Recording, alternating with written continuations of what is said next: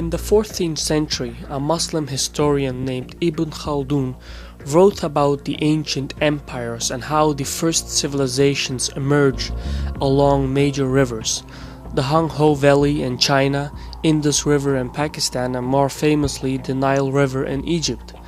The historian wrote how these rivers allowed easy access to trade and commerce, and from there grew into major cities and then to civilizations. But more interestingly, Ibn Khaldun wrote about the pattern of history. Farmers would build irrigation systems supporting villages and towns. Later on, some warrior would bring these towns under his rule and form a united political entity, like a kingdom or an empire. Then a tribe of nomads would come along and conquer this kingdom and seize all the holdings and settle in their place and further expand the new empire. As time went by, the nomads would assimilate and become soft city dwellers, exactly the kind of people they had conquered before. And at this point, another tribe of nomads would come along and conquer them and take their empire. Conquest, consolidation, expansion, degeneration, and conquest. This was the pattern Ibn Khaldun wrote about.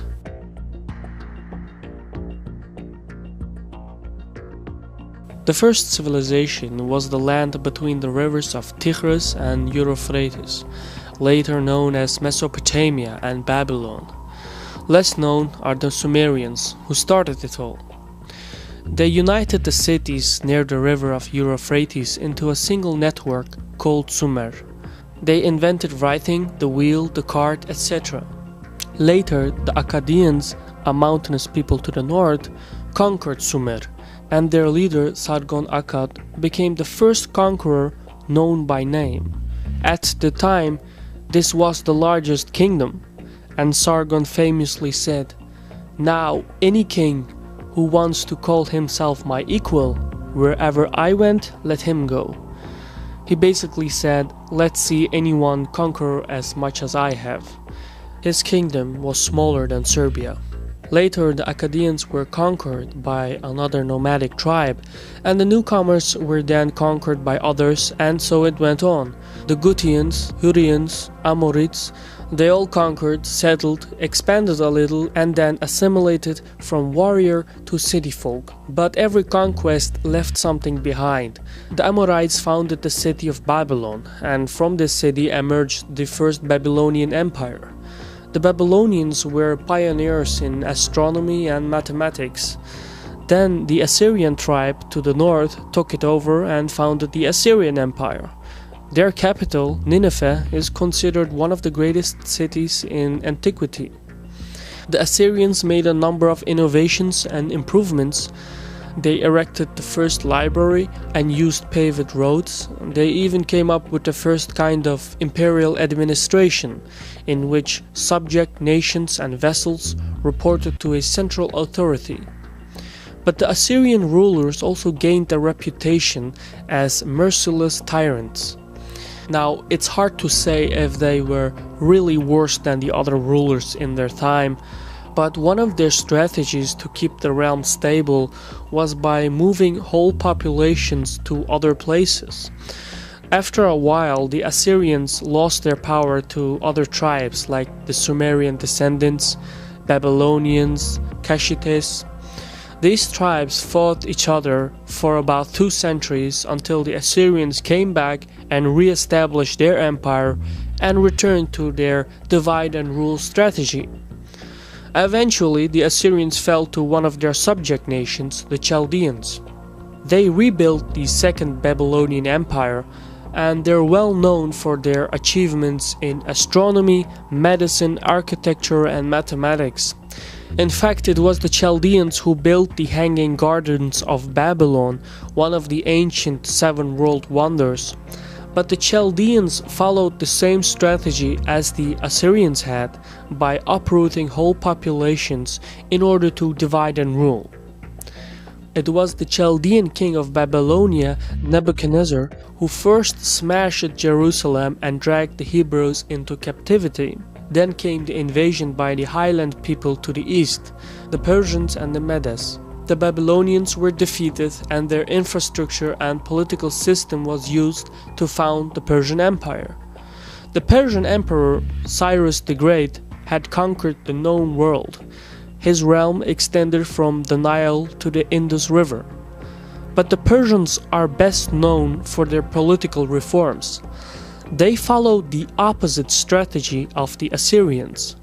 They set the Hebrews free from captivity and resettled populations to their native lands. The Persians pursued a policy of multiculturalism.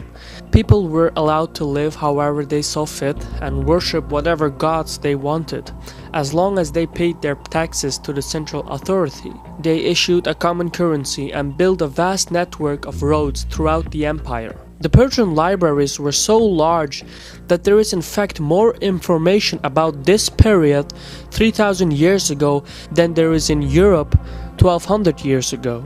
The Persian Empire also had its own unique religion. Zoroastrianism was founded in the region of Azerbaijan, meaning the land of fire. Zoroastrianism is often misunderstood for fire worshipping, but the fire is a mere symbol for purity. The Zoroastrians basically believed in good and evil, and there was a hell and there was a hell. It was one of the earliest monotheistic religions. In the later era of the Persian Empire, they came in contact with the Greeks. The Greeks supported revolts in the Persian Empire, and this provoked the Persian Emperor Darius to punish the Greeks. Darius formed one of the largest armies ever, but the size was more a liability than an advantage. There was no real effective way to direct so many men at such a distance. In the end, it was the Greeks who taught the Persians a lesson, but the lesson was quickly forgotten. Darius' son, Xerxes, decided to avenge his father by going after the Greeks again. This is the war that involved the famous 300 Spartans. Darius repeated his father's mistake and lost the war. 150 years later, Alexander of Macedonia took the battle the other way. He crippled the Persian army and quickly conquered all of Persia and thereby effectively conquered the known world. Alexander left a controversial mark. Cities that had surrendered to him were left unharmed, but cities that resisted were pillaged. When he had conquered the Persian capital and the palace, he burned it to the ground. Now this was one of the most prestigious buildings in the world. But on the other hand, he built the lighthouse of Alexandria, one of the ancient 7 world wonders. Alexander was planning to name Babylon his new capital, and he also planned to fuse the Greek and Persian cultures into one. He recommended his generals to take Persian wives, but he died before he could implement this policy. And upon his death, his generals asked him, "Who should succeed you?" Alexander replied, "The strongest." His empire broke in pieces among the Greek generals controlling it. Then the Greeks fought each other. Eventually, the kingdoms weakened and the Greek influence diminished. Persian identity resurfaced and another empire was formed, Parthia. They didn't exactly occupy the same size as the earlier Persian Empire, but the Parthians used the existing political structure and established an empire. They later on assimilated into the Persian language, and over time they became Persians. The Parthians made no significant contribution to art and culture, simply because they didn't care for it. The Parthians were, after all, a nomadic warrior people, but what they lacked in culture, they made up in warfare. They were the first to use cataphracts, a knight in full metal armor riding an armored horse. This would later on influence the Roman Empire's horsemen, and from there, European feudal knights. But the Parthians also used light cavalry who would pretend to flee in the middle of a battle. This tricked the other army to break rank and chase after them. Then the Parthian horsemen would suddenly turn wheel around and fire into their disorganized opponents. This would later be called the Parthian shot. They used these tactics and battled the Roman Empire to a standstill. When Christianity started to spread, the Parthians didn't care. because they favored Zoroastrianism. In the 3rd century, a provincial rebel overthrew the last of the Parthians and founded the Sassanid dynasty, and they too quickly expanded and occupied the same territory as the Parthians had. The Sassanids reformed the empire and erased the last traces of Greek influence. They built enormous monuments, buildings, and cities. Zoroastrianism became the official religion. In the same era, the Roman Empire was falling apart. The Roman emperor split the empire in two for administrative purposes, but all the wealth was in the east. And when the Germanic tribes moved into the western parts of the empire, the government shrank, law and order broke down, trade decayed, and eventually the western part of the Roman Empire collapsed and Europe entered the Dark Ages.